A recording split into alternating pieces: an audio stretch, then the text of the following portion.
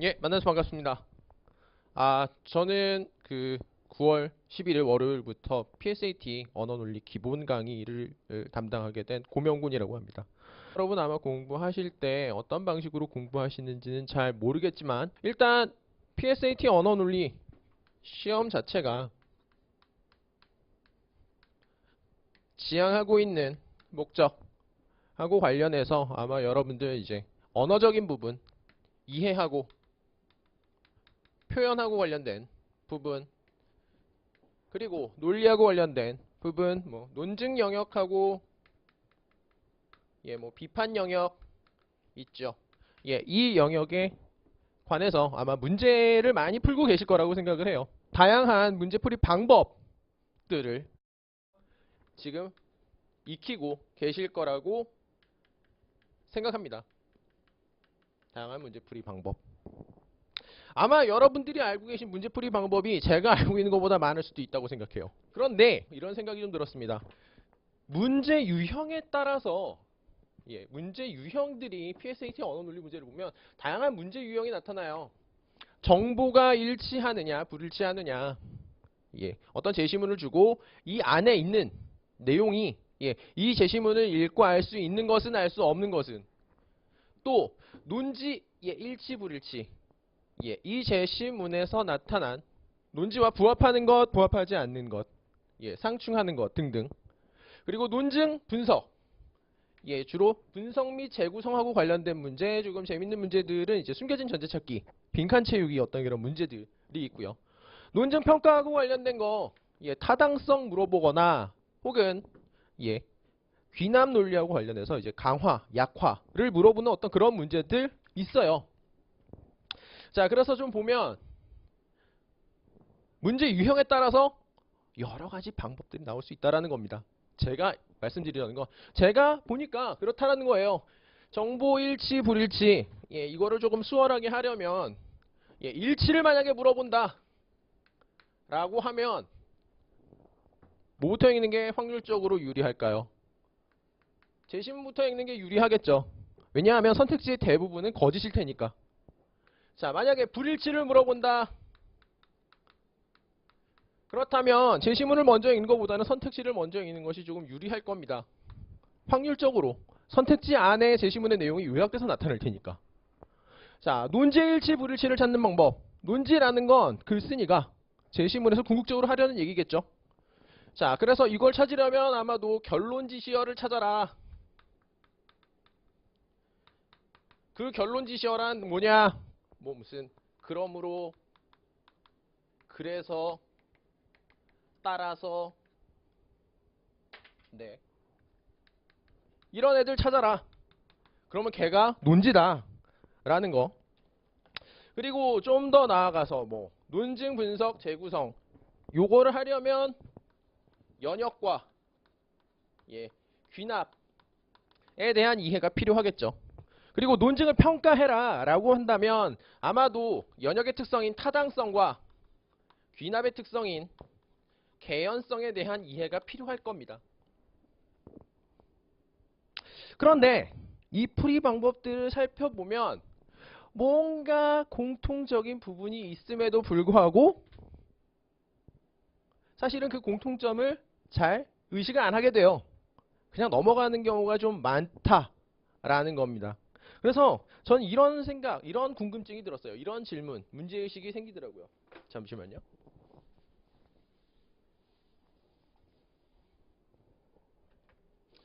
자, 기억하고 있는 풀이 방법의 개수에 비례해서 이런 풀이 방법의 개수에 비례를 해서 정답을 고를 확률이 과연 높아질 것이냐. 이거 아마도 실천의 맥락에서 실제로 여러분들이 풀이 방법을 많이 기억하고 있는 어떤 그런 상황이 참이라고 만약에 가정을 한다면 정말 많이 기억을 하고 있다면 가능할 수도 있을 거예요. 대신에 근데 정답을 고를 확률이 높아지려면 이러한 조건이 조금 필요할 겁니다. 여러분들의 기억력과 이게 당연히 좋아야 할 거고요. 동시에 여러분들이 기억하고 있는 풀이 방법에 맞는 문제가 계속해서 출제가 돼야겠죠. 즉 무슨 소리냐? 문제 유형에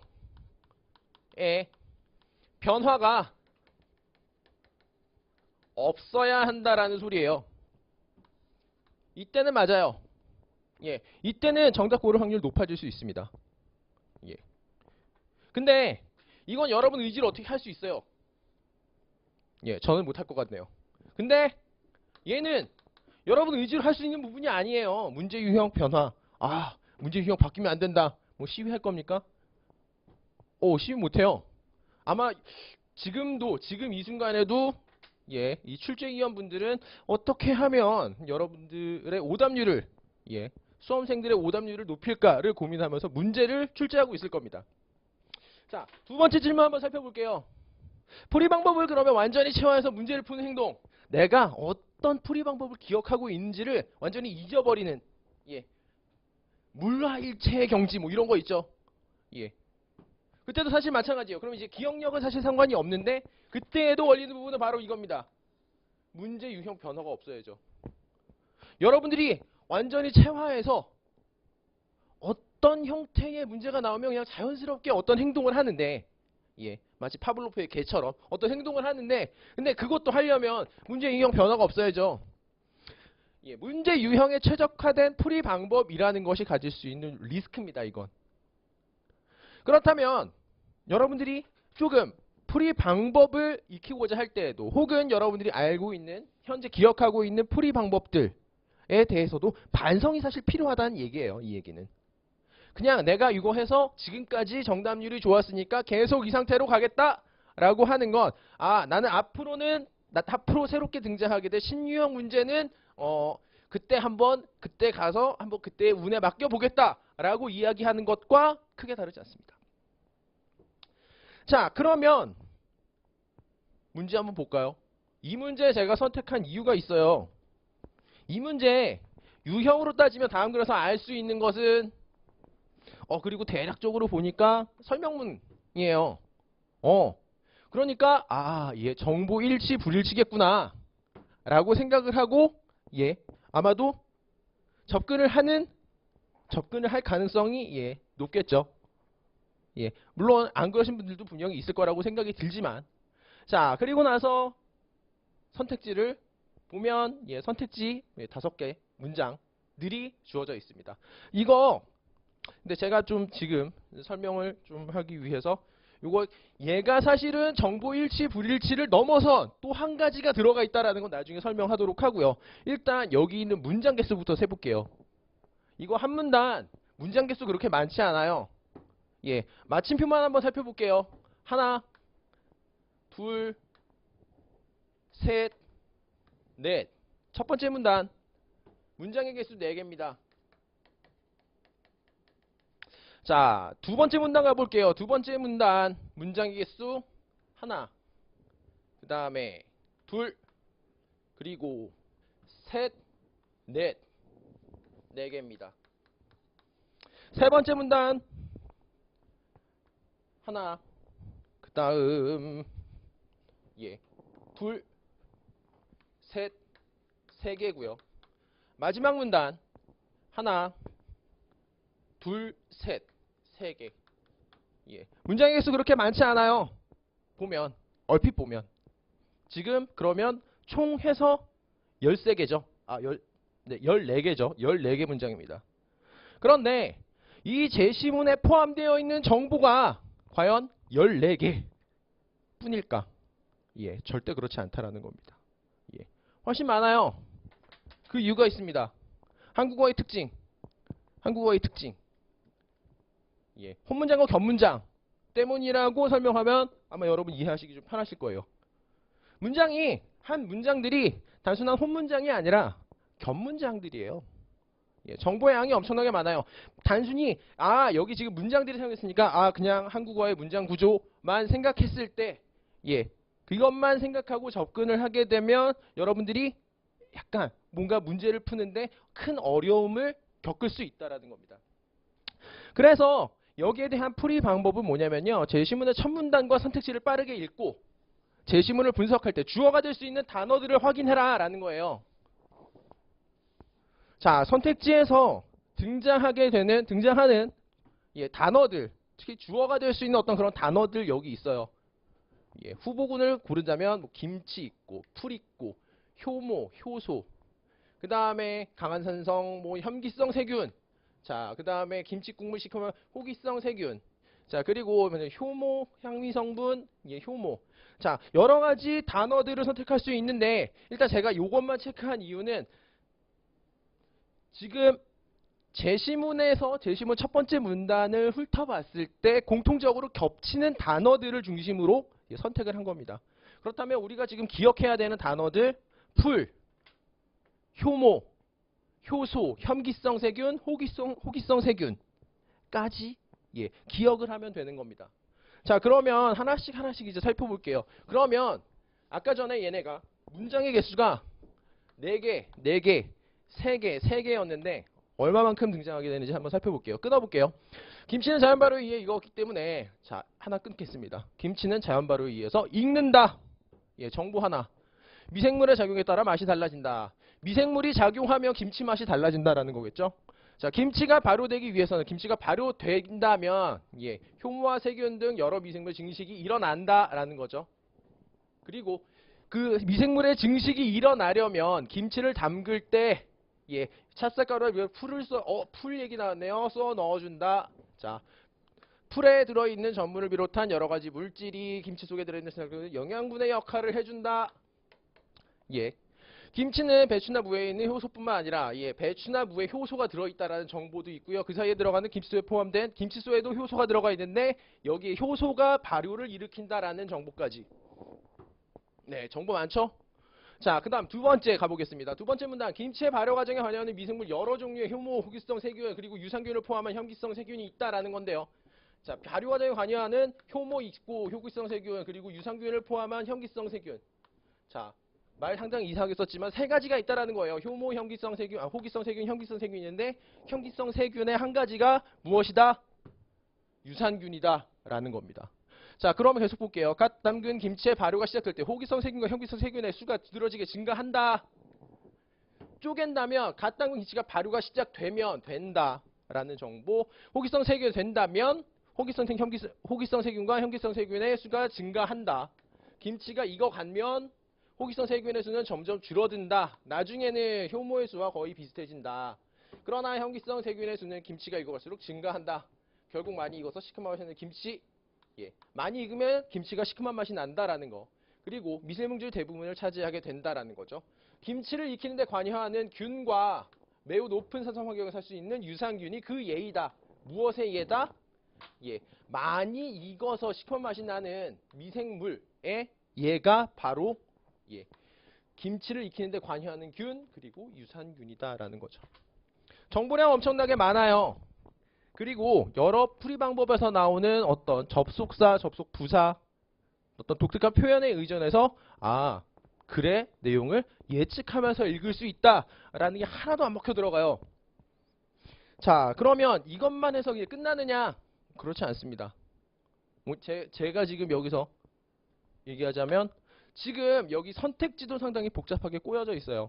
문장이 전부 다 한 문장씩이지만 각각의 문장들이 혼문장들이 아니라는 소리입니다. 자, 그러면 풀이 과정 한번 좀 다시 볼까요? 전체적인 풀이 방법. 일단 제시문의 첫 문단과 선택지를 빠르게 읽고 주어가 될 수 있는 단어들을 확인한다. 그리고 제시문을 읽으면서 주어에 대한 정보들을 확인한다. 정보 확인했죠? 예. 그리고 나서 선택지에서 일치하는 정보를 고른다. 이게 정석입니다. 일반적인 방식이에요. 이 방식대로 하시면 돼요. 사실은. 예. 중간중간 발생하는 어떤 그런 예. 정규 어떤 그 예측하지 못한 어떤 돌발 상황이 발생할 수 있는데 대체로 이렇게 접근하면 맞는다라는 거예요. 그런데 예. 그렇게 해서 분석을 해내면 네, 요런 방식으로 분석을 할 수 있다라는 거예요. 특히나 이제 두 번째. 어떤 미생물들은 김치 발효에 관여하고 쭉쭉쭉 내려가서 지금 이제 정답을 고르는 것과 좀 관련되어 있는 부분은 바로 이 부분입니다. 유산균은 높은 산성의 환경에서 잘 살 수 있다. 그리고 첫 번째 문단 유산균, 예, 혐기성 세균이다라는 두 가지 정보를 가지고 문제를 풀 수 있다라는 거죠. 그래서 자연스럽게 어떤 답이 나오느냐? 두 번째, 강한 산성 조건의 상균인 혐기성 세균이 있다. 그 세균은 곧 유산균이다라는 답이 나와요. 그런데 이거 아주 자연스럽게 그냥 풀 수 있는 분들이 계신 반면 안 그런 분도 있다라는 거예요.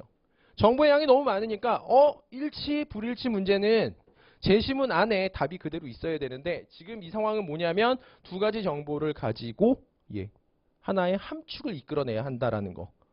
그렇기 때문에 여러분들이 풀이 방법을 알고 있어도 왜 그 풀이 방법이 작동하는지, 왜 효과가 있는지에 대해서 여러분들이 끊임없이 의식하고 있어야 된다라는 소리예요. 제가 하는 얘기는 사실 그겁니다.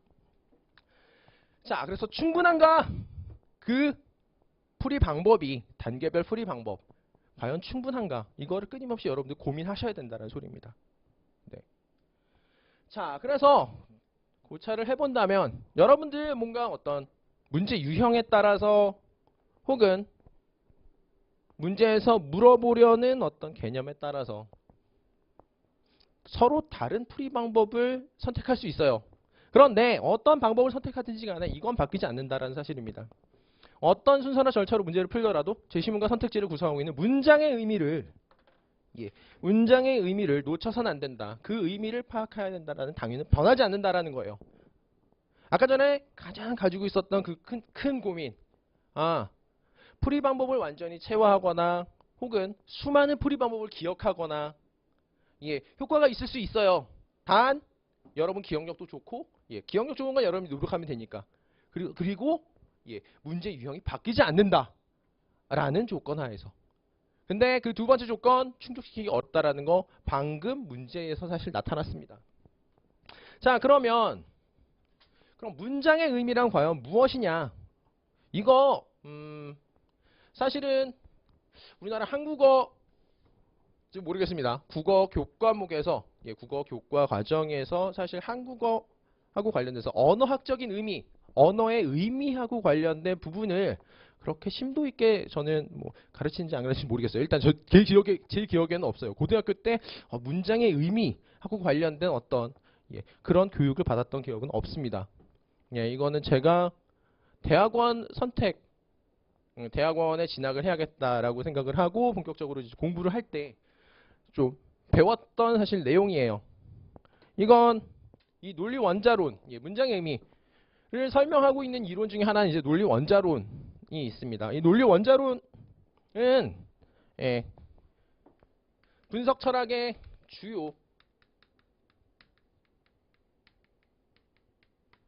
주된 배경이라고 생각하시면 돼요. 왜 분석 철학, 저게 분석 철학이 뭔데요? 이거 모르겠는데 그거 알아야 됩니까? 뭐냐면 PSAT 언어논리 출제위원분들이 대부분 이거 전공하시는 분들입니다. 분석 철학회. 분석 철학 종이 이제 과학 철학 있고요. 과학 철학회. 그다음에 논리학. 그냥 분석 철학회도 있고요. 이렇게 쭉쭉쭉 있습니다. 근데 공통적으로 공유하고 있는 배경, 이론적 배경이 논리 원자론이라는 것만 좀 기억해 주시면 되겠어요. 그런데 그러면 이게 상당히 독특한 이론이어가지고 배워야 하는 것이냐? 그건 아니고요. 우리가 일상적으로 가지고 있는 상식을 설명하고 있는 이론이다라고 생각하시면 돼요. 그런데 그것을 좀 더 분명하게 해주는 이론이다. 라고 생각하시면 되는 거고요.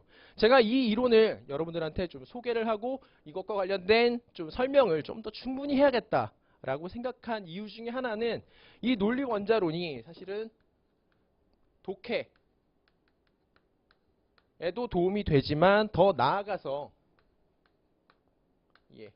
논리 문제, 언어 파트에도 적용이 되면서 논리 파트에도 적용이 된다.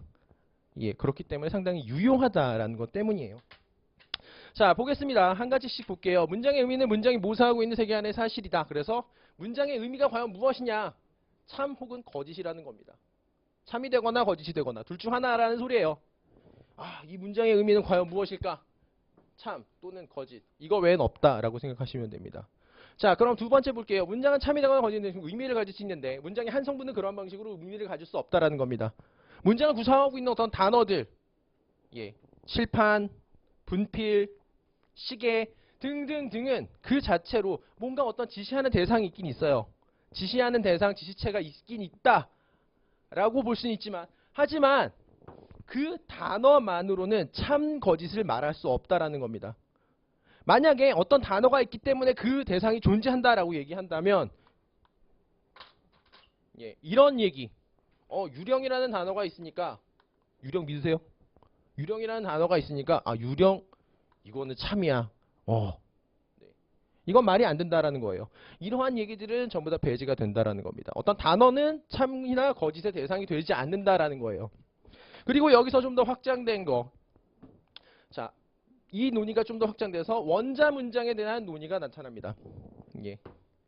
이거는 이제 본 수업 때 좀 더 자세하게 그렇다고 너무 지루하진 않게 하려고 합니다만 원자 문장에 대한 설명이 등장하는데요. 원자 문장이란 참이나 거짓이 될 수 있는 최소한의 구조를 가지고 있는 문장이라고 생각하시면 돼요. 주어부와 서술어부. 참을 만드는데 사실인지 아닌지 참인지 거짓인지를 판단할 수 있게끔 하는 그러한 조건들을 갖추고 있는 내용들. 주어부, 서술어부. 근데 한국어에서는 주어와 서술어에서 좀 더 다양한 요소들이 문장의 참을 만드는 데 좀 관여를 합니다. 그래서 주어가 되는 주어, 그 다음에 동사도 있고요.